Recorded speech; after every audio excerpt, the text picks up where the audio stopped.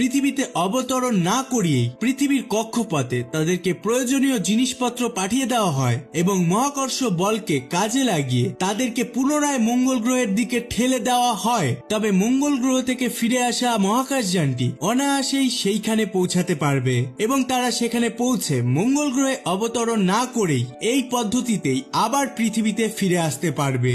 আর সেই মহাকাশযানটি মঙ্গল গ্রহের কক্ষপথে থাকাকালীনই মার্ককে মঙ্গল গ্রহে ফেলে আসা একটি পুরনো রকেটের সাহায্যে মঙ্গল গ্রহের কক্ষপথের বাইরে আসতে হবে। যখন সে কক্ষপথে চলে আসবে তখন বাকি সদস্যরা তাকে ধরে ফেলবে, কিন্তু নাসার বিজ্ঞানীরা এমনটা করতে চায় না, কারণ শুধুমাত্র মার্কের জন্য বাকি 5 জন মহাকাশচারীর জীবন তারা বিপন্ন করতে পারেন না। আর এটা তখনই তারা করবেন যদি বাকি 5 জন মহাকাশচারীরা এমনটা করতে রাজি হয়। এই পরিকল্পনা অনেকটা সময়কে সাশ্রয় করবে, কিন্তু এই পরিকল্পনা খুবই ঝুঁকিপূর্ণ।